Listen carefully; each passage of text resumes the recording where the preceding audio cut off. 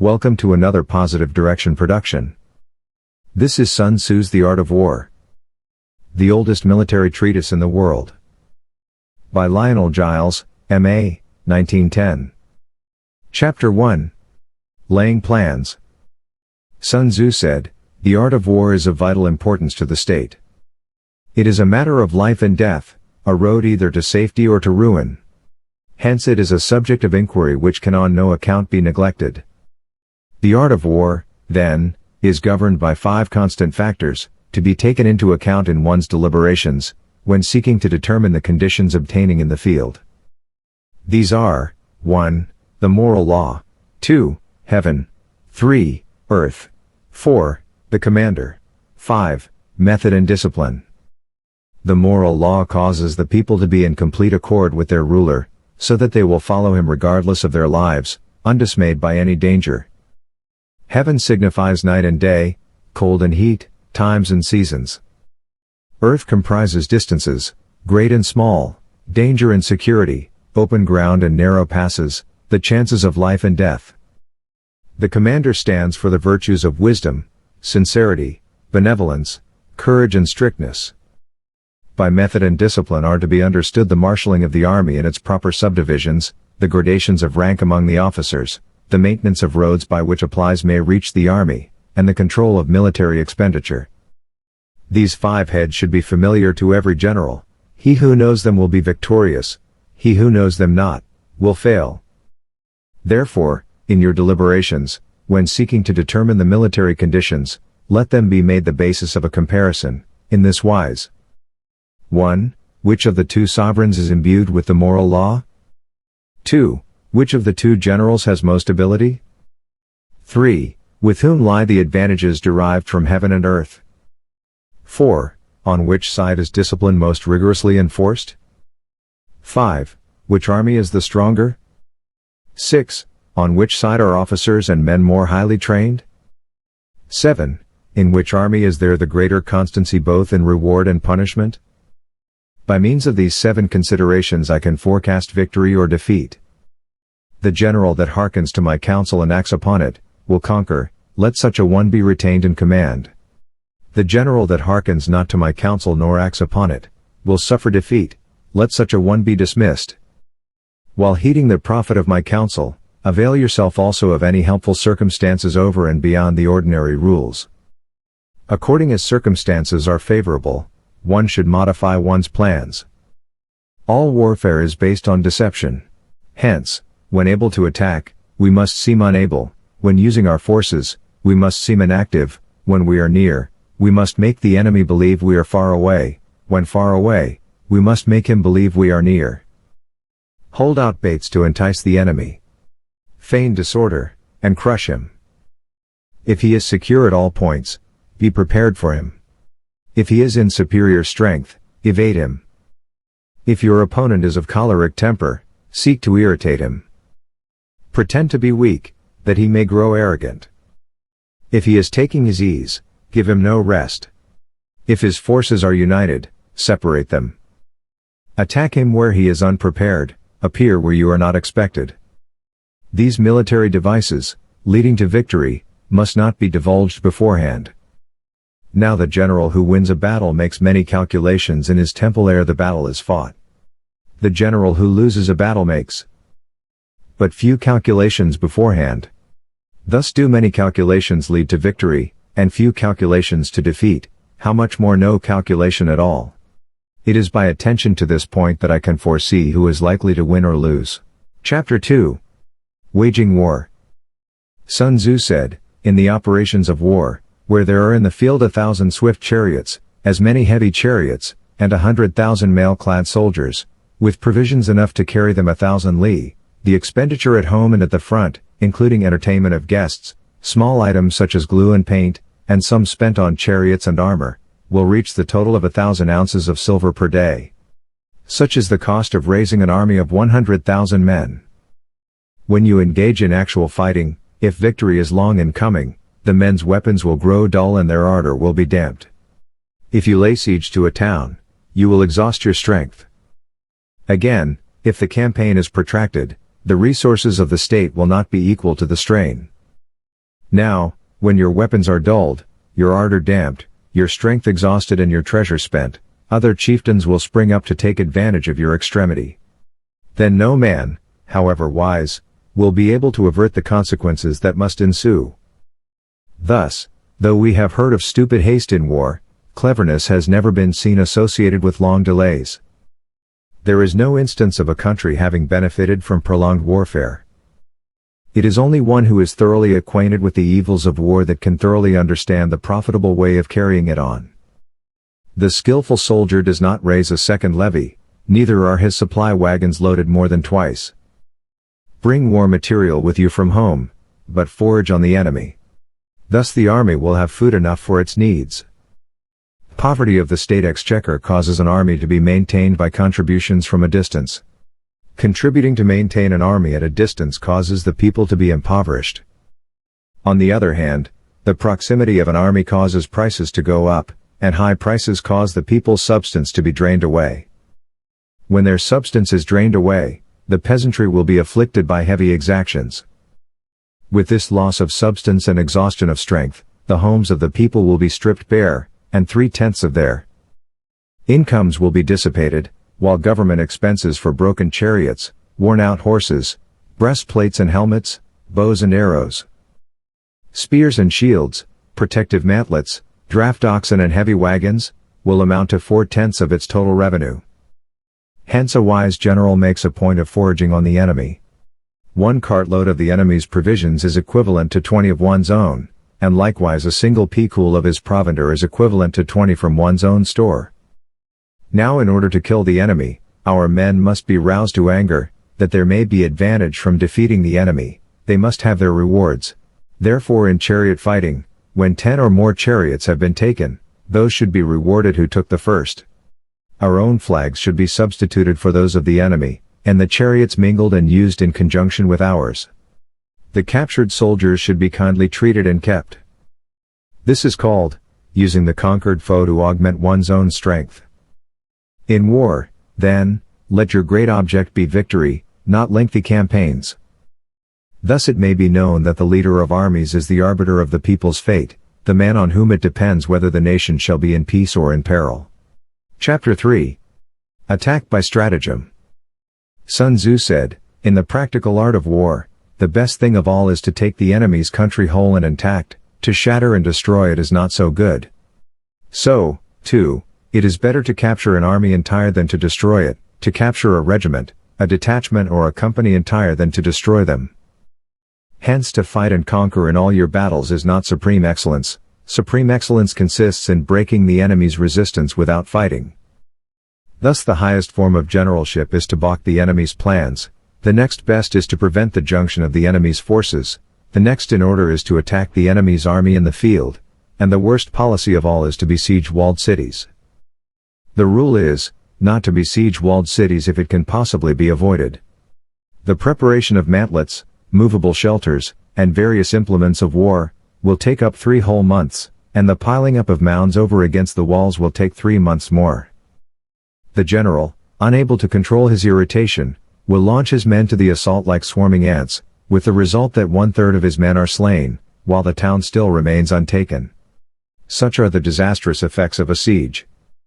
Therefore the skillful leader subdues the enemy's troops without any fighting, he captures their cities without laying siege to them, he overthrows their kingdom without lengthy operations in the field.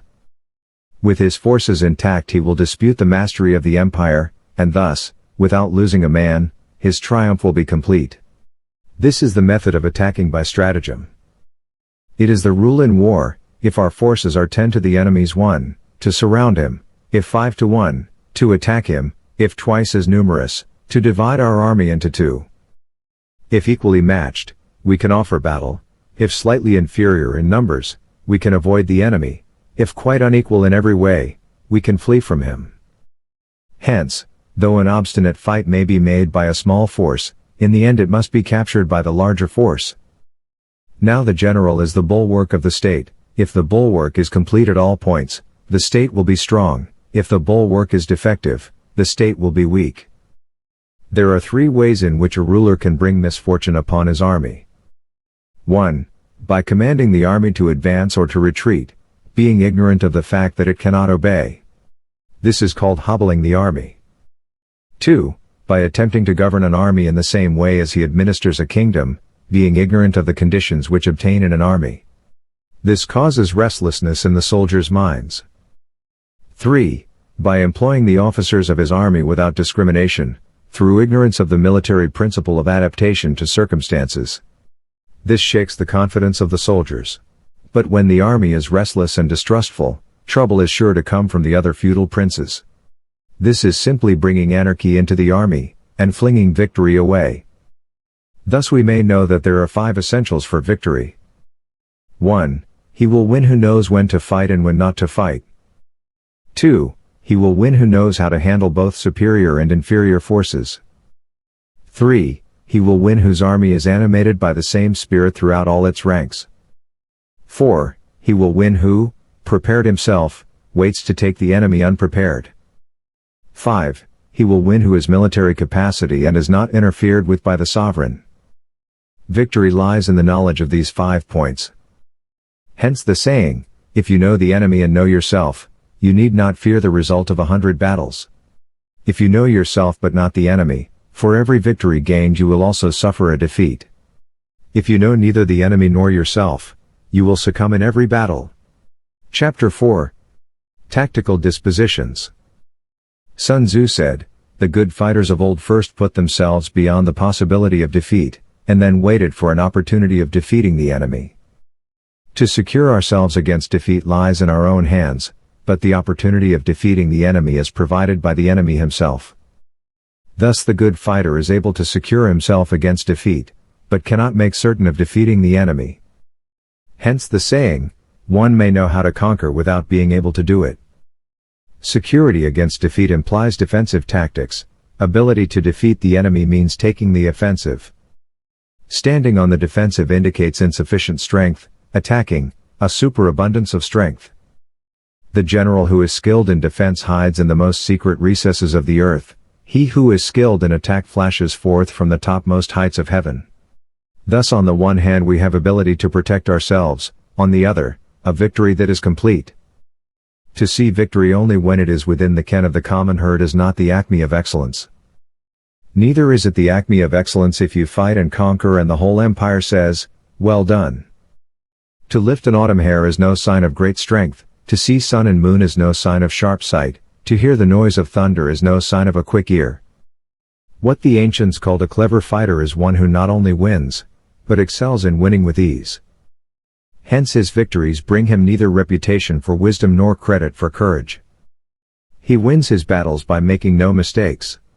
Making no mistakes is what establishes the certainty of victory, for it means conquering an enemy that is already defeated. Hence the skillful fighter puts himself into a position which makes defeat impossible, and does not miss the moment for defeating the enemy. Thus it is that in war the victorious strategist only seeks battle after the victory has been won, whereas he who is destined to defeat first fights and afterwards looks for victory. The consummate leader cultivates the moral law, and strictly adheres to method and discipline, thus it is in his power to control success.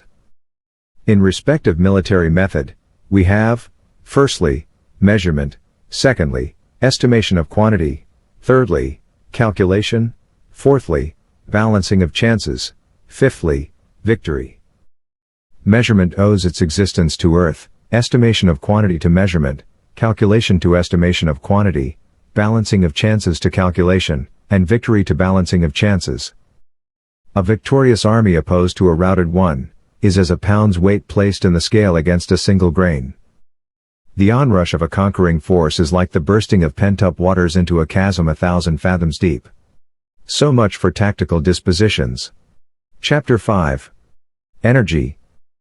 Sun Tzu said, the control of a large force is the same principle as the control of a few men, it is merely a question of dividing up their numbers. Fighting with a large army under your command is no wise different from fighting with a small one, it is merely a question of instituting signs and signals.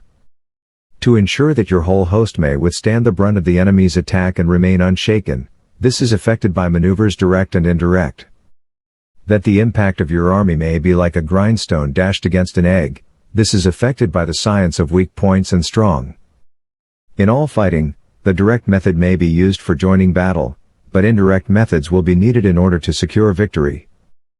Indirect tactics, efficiently applied, are inexhaustible as heaven and earth, unending as the flow of rivers and streams, like the sun and moon, they end but to begin anew, like the four seasons, they pass away but to return once more.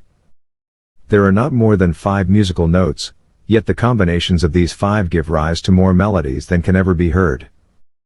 There are not more than 5 primary colors, blue, yellow, red, white, and black, yet in combination they produce more hues than can ever be seen.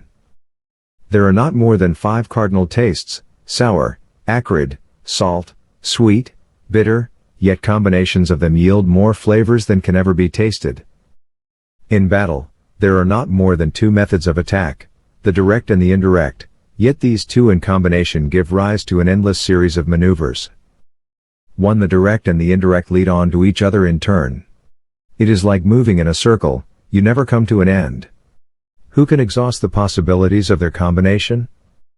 The onset of troops is like the rush of a torrent which will even roll stones along in its course. The quality of decision is like the well-timed swoop of a falcon which enables it to strike and destroy its victim. Therefore the good fighter will be terrible in his onset, and prompt in his decision. Energy may be likened to the bending of a crossbow, decision, to the releasing of the trigger. Amid the turmoil and tumult of battle, there may be seeming disorder and yet no real disorder at all. Amid confusion and chaos, your array may be without head or tail, yet it will be proof against defeat. Simulated disorder postulates perfect discipline, simulated fear postulates courage, simulated weakness postulates strength.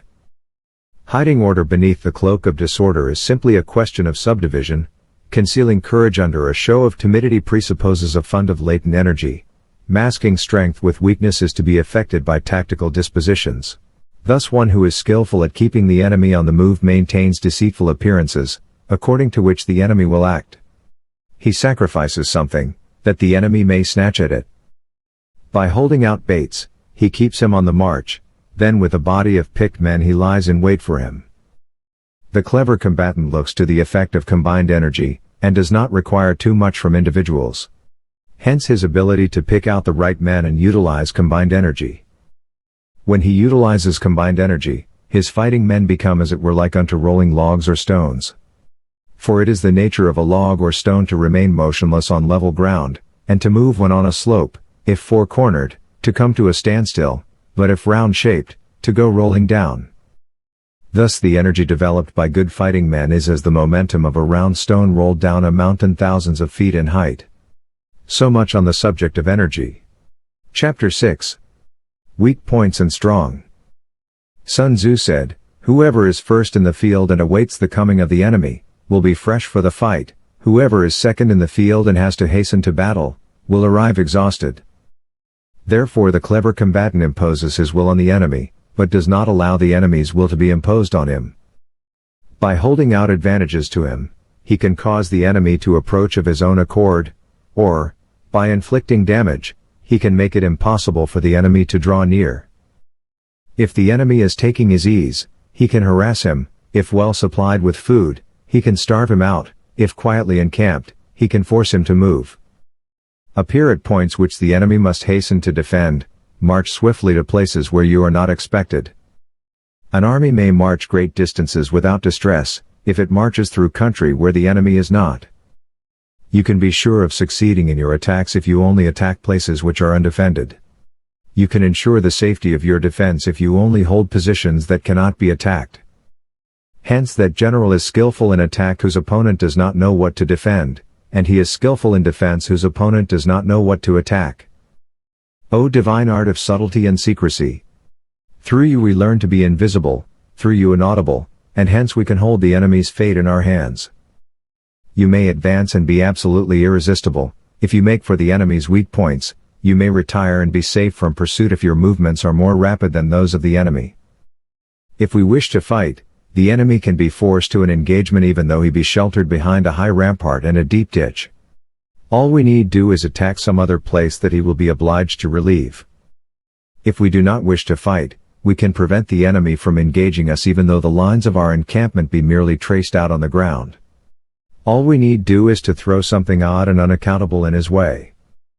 By discovering the enemy's dispositions and remaining invisible ourselves, we can keep our forces concentrated, while the enemy's must be divided. We can form a single united body, while the enemy must split up into fractions. Hence there will be a whole pitted against separate parts of a whole, which means that we shall be many to the enemy's few. And if we are able thus to attack an inferior force with a superior one, our opponents will be in dire straits. The spot where we intend to fight must not be made known, for then the enemy will have to prepare against a possible attack at several different points, and his forces being thus distributed in many directions, the numbers we shall have to face at any given point will be proportionately few. For should the enemy strengthen his van, he will weaken his rear; should he strengthen his rear, he will weaken his van; should he strengthen his left, he will weaken his right; should he strengthen his right, he will weaken his left. If he sends reinforcements everywhere, he will everywhere be weak. Numerical weakness comes from having to prepare against possible attacks, numerical strength, from compelling our adversary to make these preparations against us. Knowing the place and the time of the coming battle, we may concentrate from the greatest distances in order to fight. But if neither time nor place be known, then the left wing will be impotent to succor the right equally impotent to succor the left, the van unable to relieve the rear, or the rear to support the van. How much more so if the furthest portions of the army are anything under 100 li apart, and even the nearest are separated by several li. Though according to my estimate the soldiers of UA exceed our own in number, that shall advantage them nothing in the matter of victory. I say then that victory can be achieved.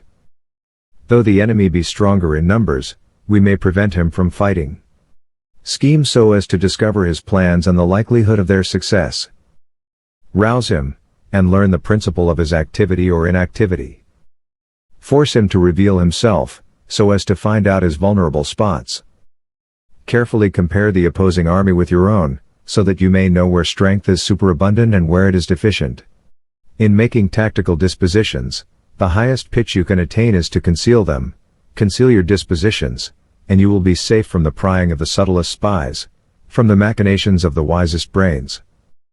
How victory may be produced for them out of the enemy's own tactics, that is what the multitude cannot comprehend. All men can see the tactics whereby I conquer, but what none can see is the strategy out of which victory is evolved. Do not repeat the tactics which have gained you one victory, but let your methods be regulated by the infinite variety of circumstances. Military tactics are like unto water, for water in its natural course runs away from high places and hastens downwards. So in war, the way is to avoid what is strong and to strike at what is weak. Water shapes its course according to the nature of the ground over which it flows. The soldier works out his victory in relation to the foe whom he is facing. Therefore, just as water retains no constant shape, so in warfare there are no constant conditions. He who can modify his tactics in relation to his opponent and thereby succeed in winning, may be called a heaven-born captain. The 5 elements, water, fire, wood, metal, earth, are not always equally predominant. The 4 seasons make way for each other in turn. There are short days and long. The moon has its periods of waning and waxing. Chapter 7. Maneuvering. Sun Tzu said, in war, the general receives his commands from the sovereign. Having collected an army and concentrated his forces, he must blend and harmonize the different elements thereof before pitching his camp. After that, comes tactical maneuvering, than which there is nothing more difficult. The difficulty of tactical maneuvering consists in turning the devious into the direct, and misfortune into gain.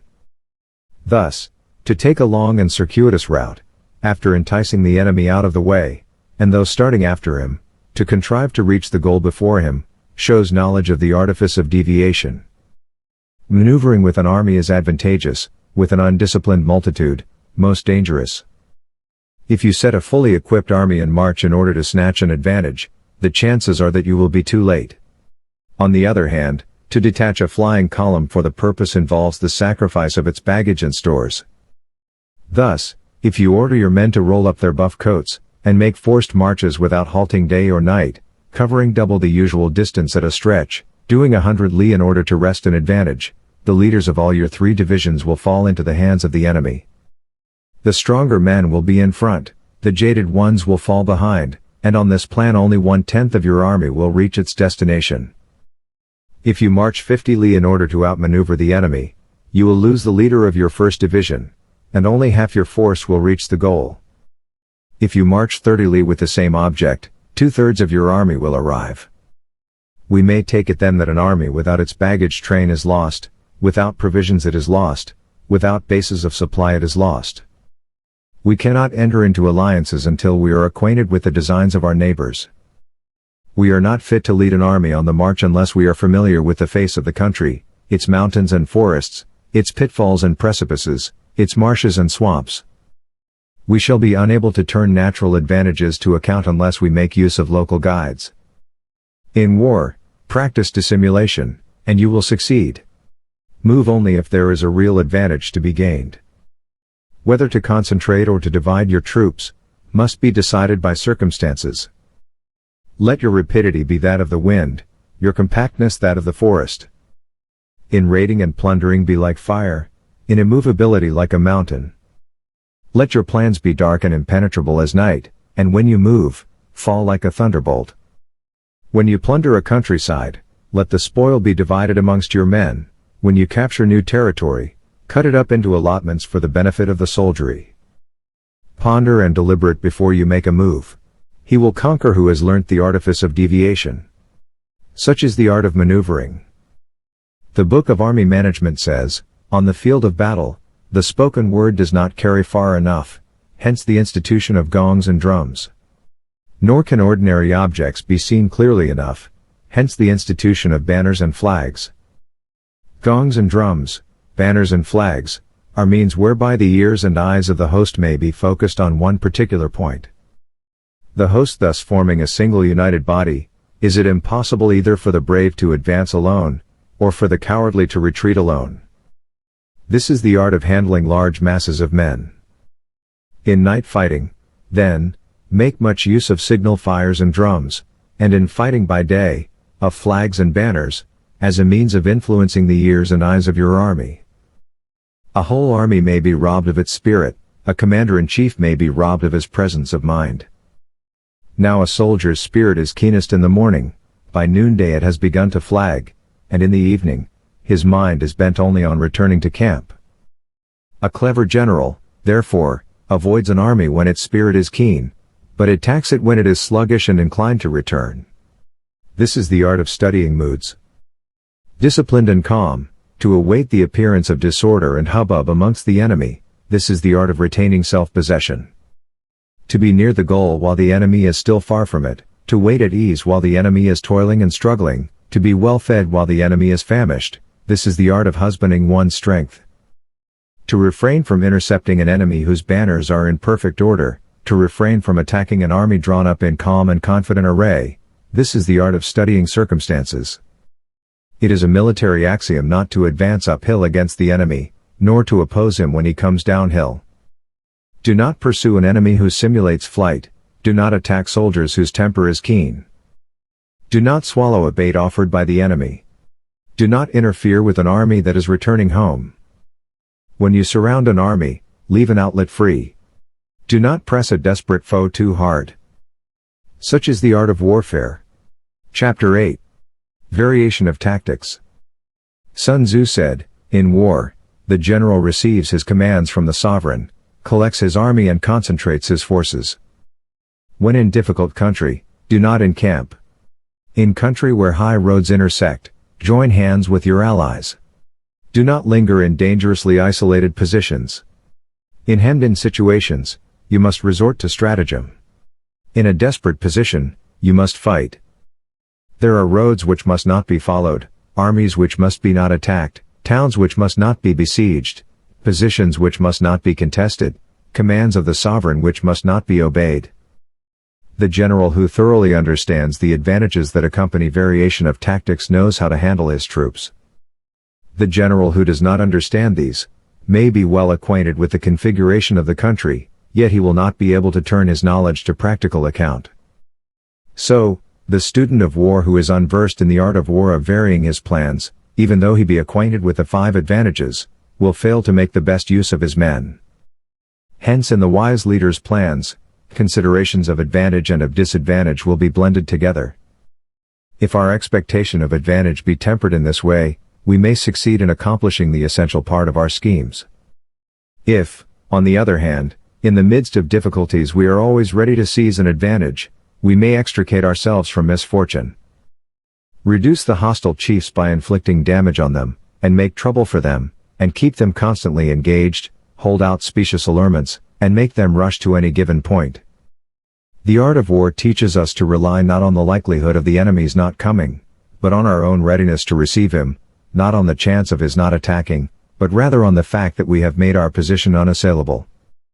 There are 5 dangerous faults which may affect a general.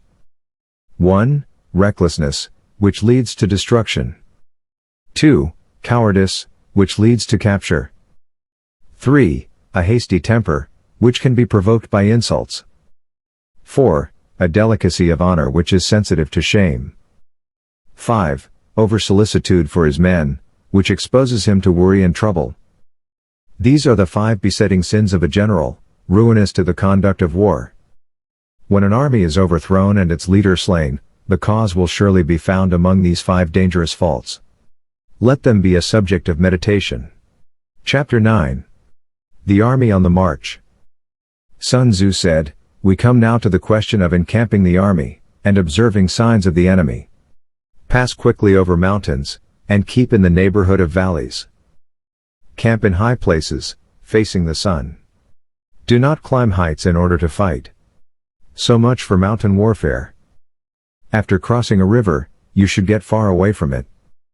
When an invading force crosses a river in its onward march, do not advance to meet it in midstream. It will be best to let half the army get across, and then deliver your attack. If you are anxious to fight, you should not go to meet the invader near a river which he has to cross. Moor your craft higher up than the enemy, and facing the sun. Do not move upstream to meet the enemy. So much for river warfare. In crossing salt marshes, your sole concern should be to get over them quickly, without any delay. If forced to fight in a salt marsh, you should have water and grass near you, and get your back to a clump of trees.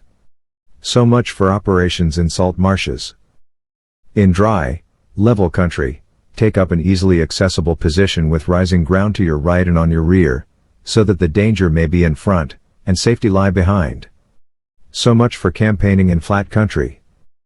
These are the 4 useful branches of military knowledge which enabled the Yellow Emperor to vanquish 4 several sovereigns. All armies prefer high ground to low, and sunny places to dark. If you are careful of your men, and camp on hard ground, the army will be free from disease of every kind, and this will spell victory. When you come to a hill or a bank, occupy the sunny side, with the slope on your right rear. Thus you will at once act for the benefit of your soldiers and utilize the natural advantages of the ground. When, in consequence of heavy rains up country, a river which you wish to ford is swollen and flecked with foam, you must wait until it subsides.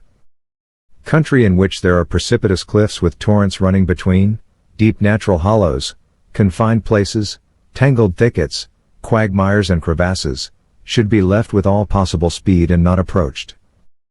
While we keep away from such places, we should get the enemy to approach them. While we face them, we should let the enemy have them on his rear.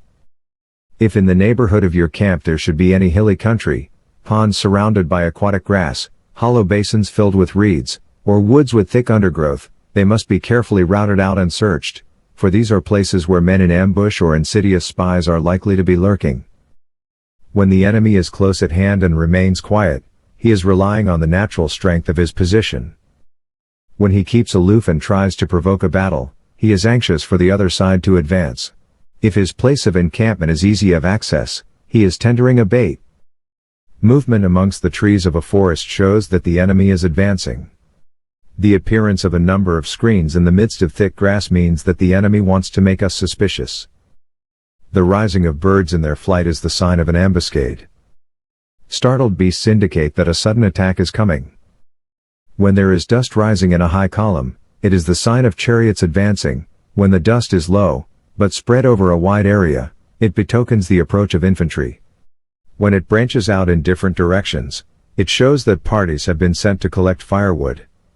A few clouds of dust moving to and fro signify that the army is encamping. Humble words and increased preparations are signs that the enemy is about to advance. Violent language and driving forward as if to the attack are signs that he will retreat. When the light chariots come out first and take up a position on the wings, it is a sign that the enemy is forming for battle. Peace proposals unaccompanied by a sworn covenant indicate a plot. When there is much running about and the soldiers fall into rank, it means that the critical moment has come. When some are seen advancing and some retreating, it is a lure. When the soldiers stand leaning on their spears, they are faint from want of food. If those who are sent to draw water begin by drinking themselves, the army is suffering from thirst. If the enemy sees an advantage to be gained and makes no effort to secure it, the soldiers are exhausted. If birds gather on any spot, it is unoccupied. Clamor by night betokens nervousness. If there is disturbance in the camp, the general's authority is weak. If the banners and flags are shifted about, sedition is afoot. If the officers are angry, it means that the men are weary. When an army feeds its horses with grain and kills its cattle for food, and when the men do not hang their cooking pots over the campfires, showing that they will not return to their tents, you may know that they are determined to fight to the death. The sight of men whispering together in small knots or speaking in subdued tones points to disaffection amongst the rank and file. Too frequent rewards signify that the enemy is at the end of his resources. Too many punishments betray a condition of dire distress. To begin by bluster, but afterwards to take fright at the enemy's numbers, shows a supreme lack of intelligence. When envoys are sent with compliments in their mouths, it is a sign that the enemy wishes for a truce. If the enemy's troops march up angrily and remain facing ours for a long time without either joining battle or taking themselves off again, the situation is one that demands great vigilance and circumspection. If our troops are no more in number than the enemy, that is amply sufficient. It only means that no direct attack can be made.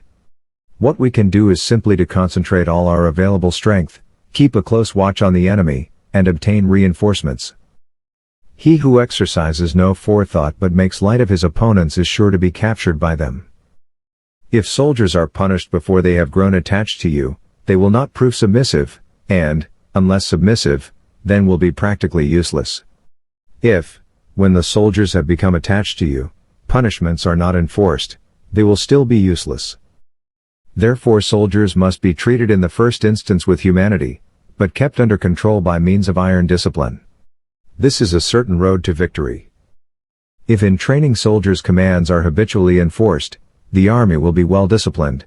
If not, its discipline will be bad. If a general shows confidence in his men but always insists on his orders being obeyed, the gain will be mutual. Chapter 10. Terrain. Sun Tzu said, "We may distinguish 6 kinds of terrain, to wit, 1. Accessible ground. 2. Entangling ground. 3. Temporizing ground. 4. Narrow passes. 5. Precipitous heights. 6. Positions at a great distance from the enemy." Ground which can be freely traversed by both sides is called accessible. With regard to ground of this nature, be before the enemy in occupying the raised and sunny spots, and carefully guard your line of supplies. Then you will be able to fight with advantage. Ground which can be abandoned but is hard to reoccupy is called entangling. From a position of this sort, if the enemy is unprepared, you may sally forth and defeat him. But if the enemy is prepared for your coming, and you fail to defeat him, then, return being impossible, disaster will ensue. When the position is such that neither side will gain by making the first move, it is called temporizing ground. In a position of this sort, even though the enemy should offer us an attractive bait, it will be advisable not to stir forth, but rather to retreat, thus enticing the enemy in his turn. Then, when part of his army has come out, we may deliver our attack with advantage. With regard to narrow passes, if you can occupy them first, let them be strongly garrisoned and await the advent of the enemy. Should the enemy forestall you in occupying a pass, do not go after him if the pass is fully garrisoned, but only if it is weakly garrisoned. With regard to precipitous heights, if you are beforehand with your adversary, you should occupy the raised and sunny spots, and there wait for him to come up. If the enemy has occupied them before you, do not follow him, but retreat and try to entice him away. If you are situated at a great distance from the enemy, and the strength of the two armies is equal, it is not easy to provoke a battle, and fighting will be to your disadvantage. These 6 are the principles connected with earth. The general who has attained a responsible post must be careful to study them. Now an army is exposed to 6 several calamities, not arising from natural causes, but from faults for which the general is responsible. These are: 1. Flight. 2. Insubordination. 3. Collapse. 4. Ruin. 5. Disorganization. 6. Rout. Other conditions being equal, if one force is hurled against another 10 times its size, the result will be the flight of the former. When the common soldiers are too strong and their officers too weak, the result is insubordination. When the officers are too strong and the common soldiers too weak, the result is collapse. When the higher officers are angry and insubordinate, and on meeting the enemy give battle on their own account from a feeling of resentment, before the commander-in-chief can tell whether or no he is in a position to fight, the result is ruin. When the general is weak and without authority, when his orders are not clear and distinct, when there are no fixed duties assigned to officers and men, and the ranks are formed in a slovenly haphazard manner, the result is utter disorganization. When a general, unable to estimate the enemy's strength, allows an inferior force to engage a larger one, or hurls a weak detachment against a powerful one, and neglects to place picked soldiers in the front rank, the result must be a rout. These are 6 ways of courting defeat, which must be carefully noted by the general who has attained a responsible post. The natural formation of the country is the soldier's best ally, but a power of estimating the adversary, of controlling the forces of victory, and of shrewdly calculating difficulties, dangers and distances, constitutes the test of a great general. He who knows these things, and in fighting puts his knowledge into practice, will win his battles. He who knows them not, nor practices them, will surely be defeated. If fighting is sure to result in victory, then you must fight, even though the ruler forbid it. If fighting will not result in victory, then you must not fight even at the ruler's bidding.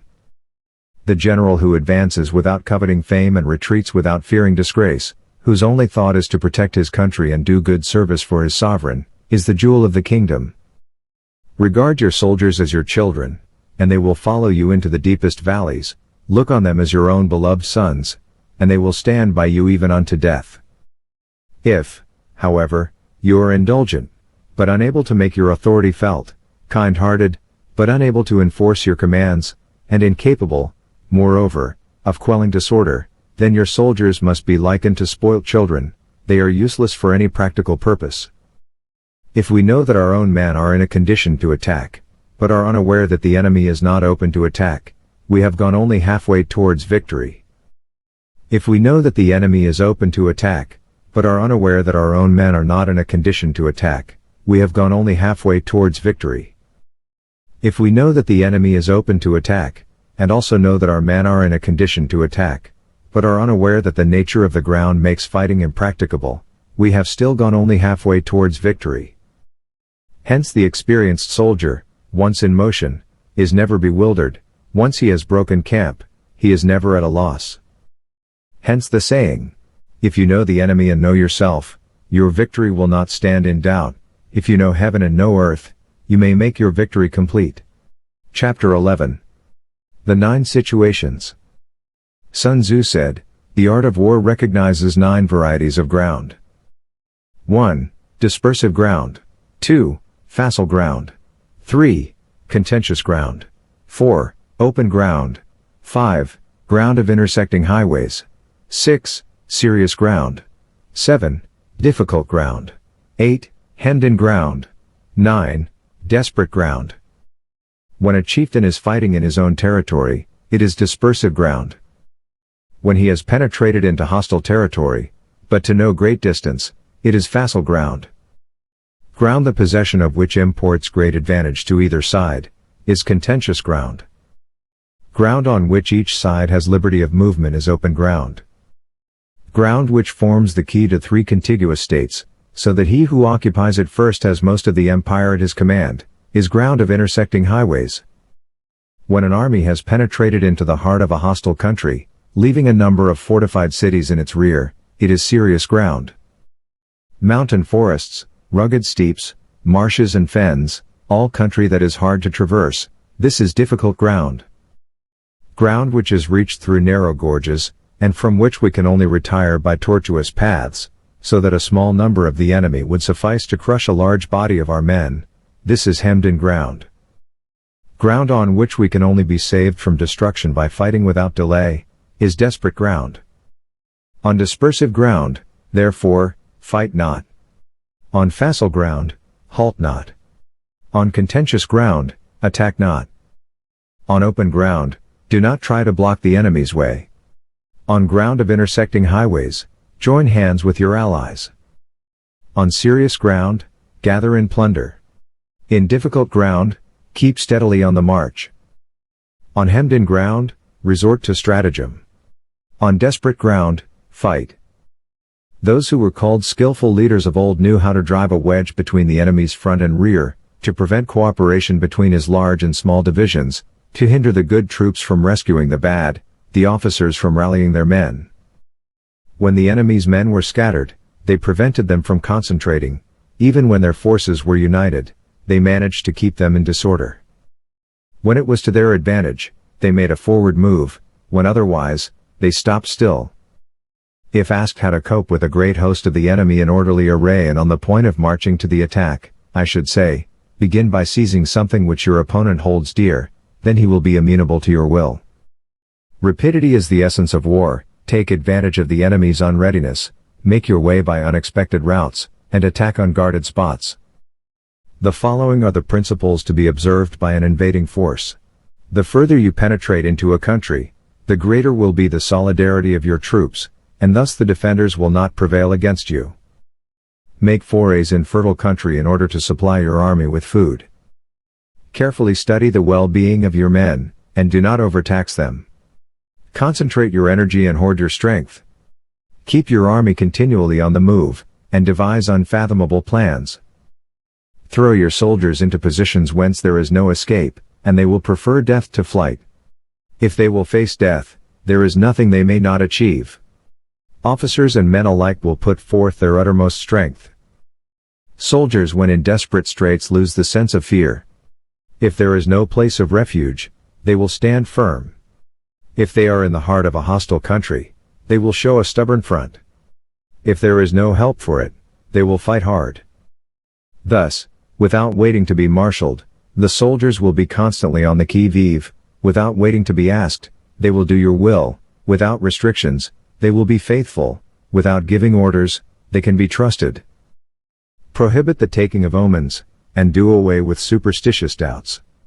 Then, until death itself comes, no calamity need be feared.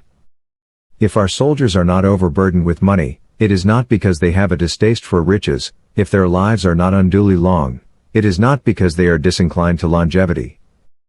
On the day they are ordered out to battle, your soldiers may weep, those sitting up bedewing their garments, and those lying down letting the tears run down their cheeks. But let them once be brought to bay, and they will display the courage of a Chu or a Kuei.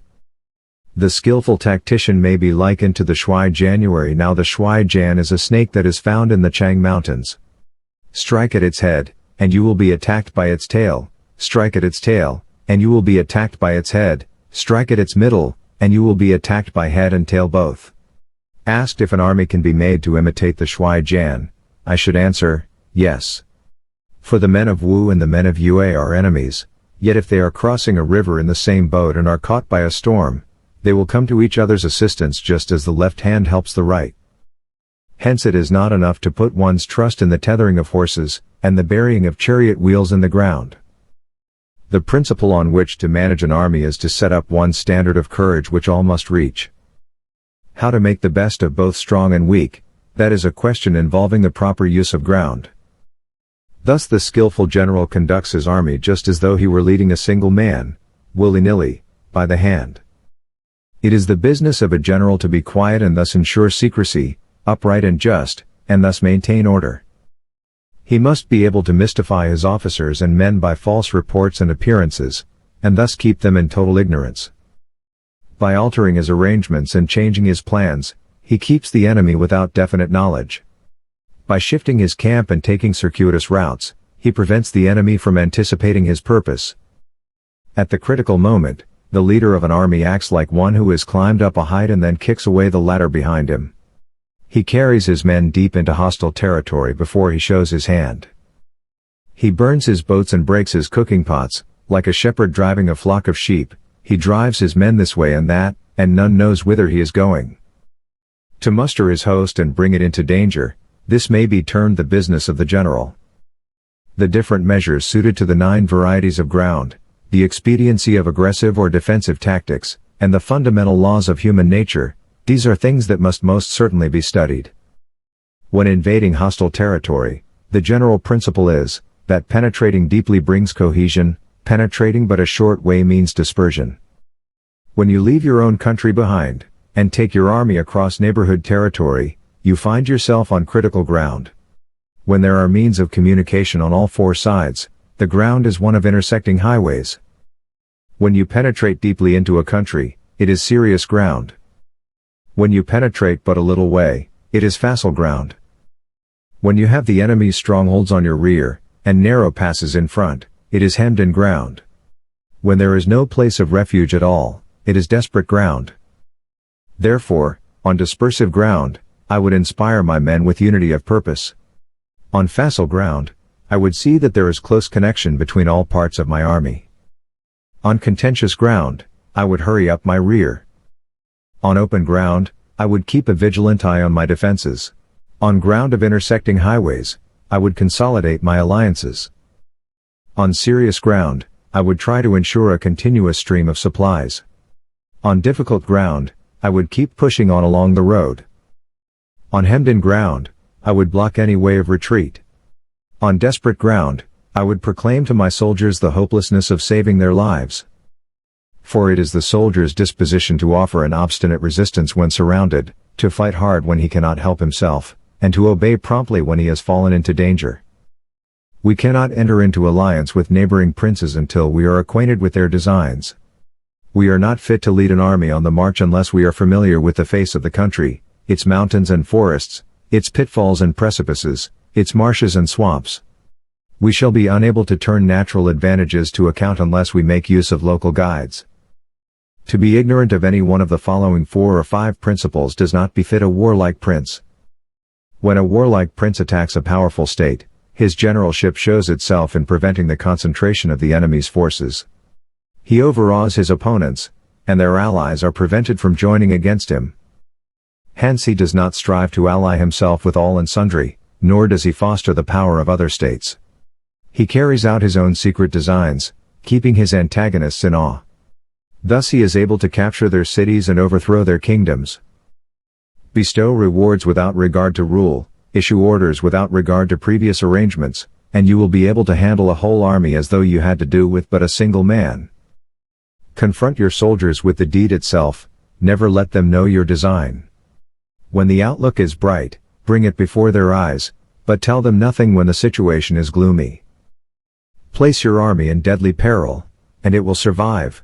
Plunge it into desperate straits, and it will come off in safety. For it is precisely when a force has fallen into harm's way that it's capable of striking a blow for victory. Success in warfare is gained by carefully accommodating ourselves to the enemy's purpose. By persistently hanging on the enemy's flank, we shall succeed in the long run in killing the commander-in-chief. This is called ability to accomplish a thing by sheer cunning. On the day that you take up your command, block the frontier passes, destroy the official tallies, and stop the passage of all emissaries. Be stern in the council chamber, so that you may control the situation. If the enemy leaves a door open, you must rush in. Forestall your opponent by seizing what he holds dear, and subtly contrive to time his arrival on the ground. Walk in the path defined by rule, and accommodate yourself to the enemy until you can fight a decisive battle.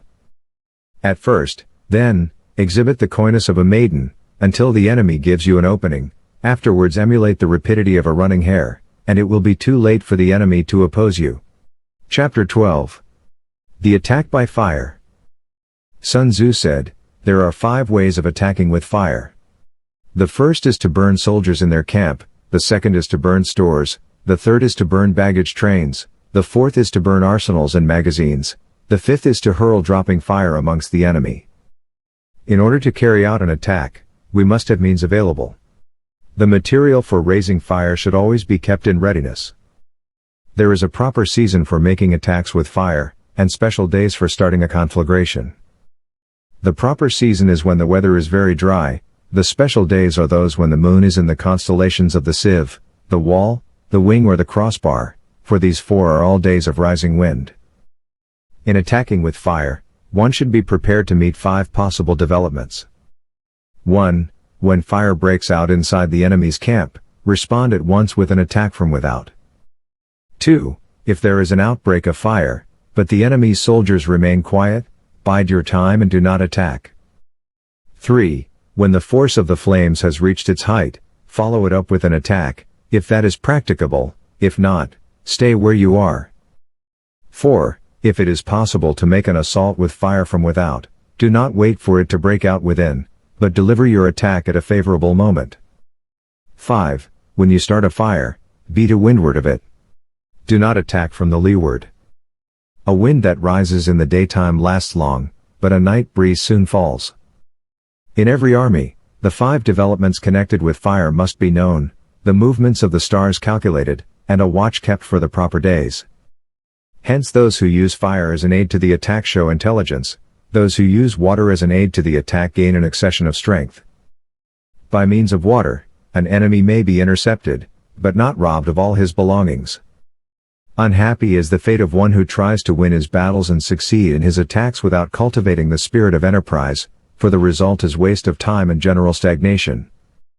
Hence the saying, the enlightened ruler lays his plans well ahead, the good general cultivates his resources. Move not unless you see an advantage, use not your troops unless there is something to be gained, fight not unless the position is critical.